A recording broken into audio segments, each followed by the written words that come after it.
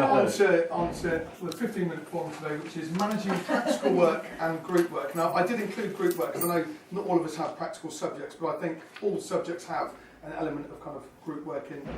Okay? Hopefully, you'll take away some tips. I mean, it's just things that I use. You know, I don't supposed to be any kind of massive expert about it, but it's just things I observed other teachers doing and things that I found useful over the last years or few years. Okay, so first of all, we need to know, why do group work, why do practical work? So the purpose really is to promote the development of skills, all right, and concepts through group participation and activities. Okay, so the students can actually learn through, in science, they learn an awful lot through investigations and inquiry. So giving them a problem, they go away, they actually try and work out an answer to this problem using some practical work. Okay? And hopefully they'll actually acquire skills which can then aid their future learning. So by the time they get to years 10 and 11, the idea, and Andy will agree here, is that they've already learned practical skills earlier on in the school that they can then use. Okay? It doesn't always happen, okay, but this is why we're actually doing it in the first place. My first bit of advice that I've learned this the hard way is before you do any group activity or practical activity, try it out for yourself. Okay, you can find out what's going to go well, things that you need to tweak. Now, I'm new to the coursework element of the exam board that we're using at this school, and one of the practical activities was hanging some masses on a bit of polythene bag, and I thought this is going to be really easy. And it wasn't until I actually tried it that I found, what's going to work well, what the students are going to have problems with. I found the problem was making a hole in a plastic bag with a hole punch. Okay, try it, go away and try it. You'll find it's not as easy as it sounds. So, and this works for any practical and group activity as well. So if you can get a group of teachers together and try the group activity, all right, you'll find areas that you could improve upon. Okay, so we all look on TES for ideas. Some of those ideas need to be tested before we let the students loose in the classroom. I think this is one of the key things, all right, about making a lesson successful if you're doing practical work or group work. It's your grouping.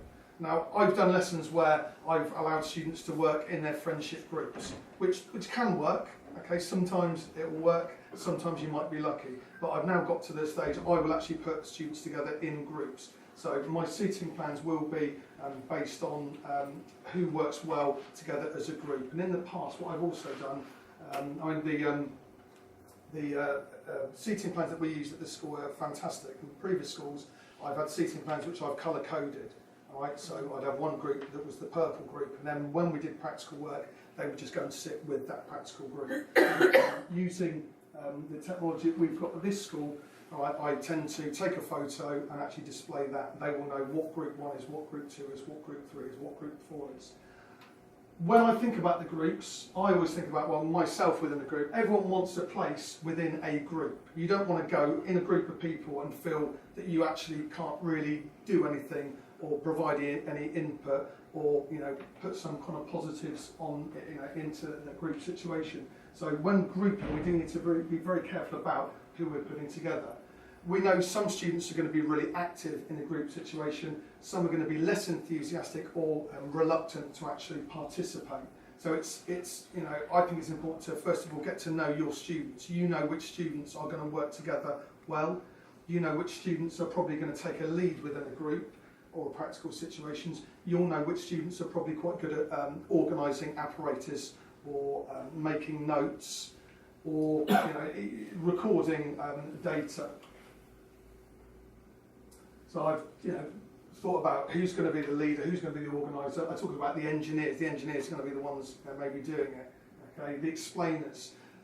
The whole idea with a group activity or practical activity is it needs to be purposeful. I've personally done lessons and observed lessons where like a plenary session is, right, everyone pack away. Well, that kind of defeats the object of what you were trying to do.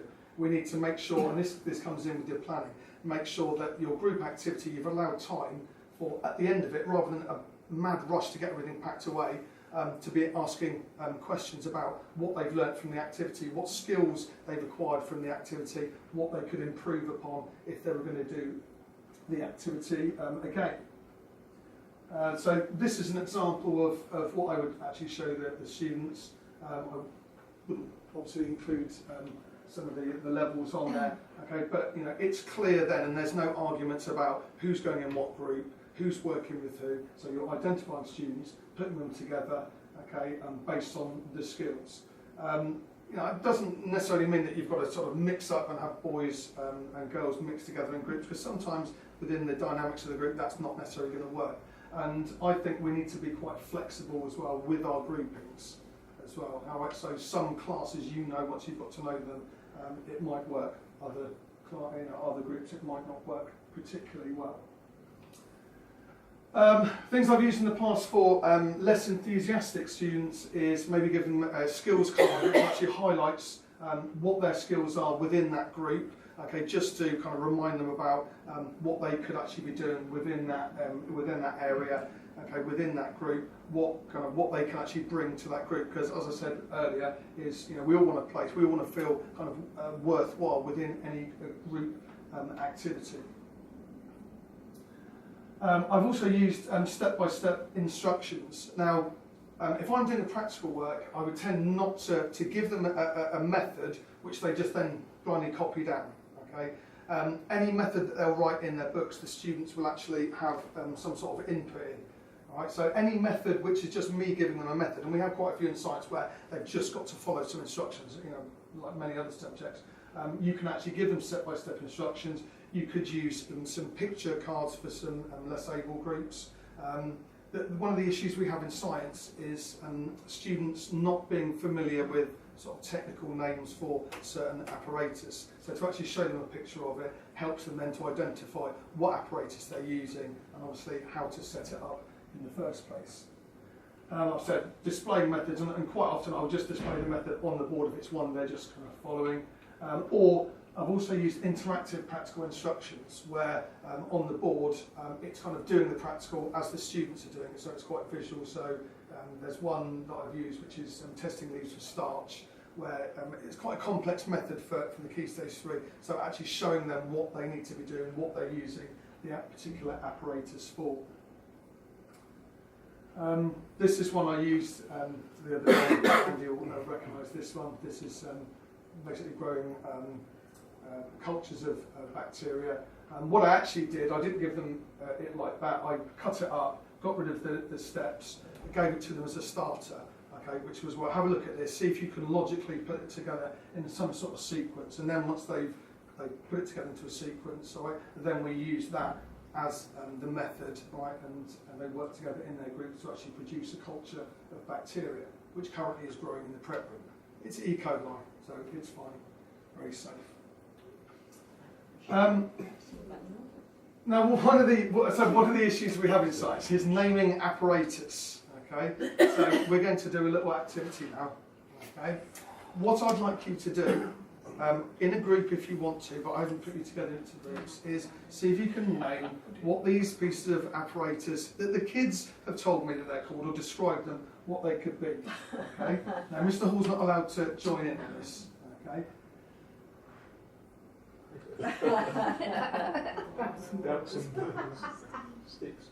Okay, so I've got sticky things, and these are ones that I've heard at this school. Sticky things, cups, bounce and burners, and I've heard many different varieties of that, and sticks and googles. So any ideas? Googles is goggles. Yeah, googles is goggles. Bounce and burner. Yeah, bounce and burner. You see so many different varieties of it. Okay, bouncy burners I had. Yeah, the sticks, the splints. Is that what I've got right? Yeah, now I had a problem when I came to this school, because at my last school we called the things that you're describing splints. I joined the department, and the science department in this school calls them spills. So I had a bit of a So I put that up on there for our benefit. So a spill is what you would light a bounce and burner with. Right, so, but what are the sticky things? We'll come on to that in a minute. Okay. It could be post-its. Sticky things. That means it's not. But obviously, doing practical work can be frustrating when you're asking a student to get a particular piece of apparatus and they have no idea. No. So actually, making sure that you're correcting mistakes that they've made. Right, sticky things. Yes. What do we think it is? Sellotape? No, it's not sellotape. It's a great guess, so well done. Oh. Oh, sorry, I forgot the wiggly machine as well. What's a wiggly Okay. machine? Sticky things are spills, or we would call them splints. That's for lighting your. Sticky things. Okay, I've heard. Yeah. So what's the sticky I never. things? Sticky things. Cups. Beakers. Yeah, cups is beakers. Okay. Bunsen burners. Okay, is a Bunsen burner. Sticks. Stirring Could be a rolls. stirrer. Okay, not in this case. The stick was a meter. Oh yeah. Okay, Googles we've got.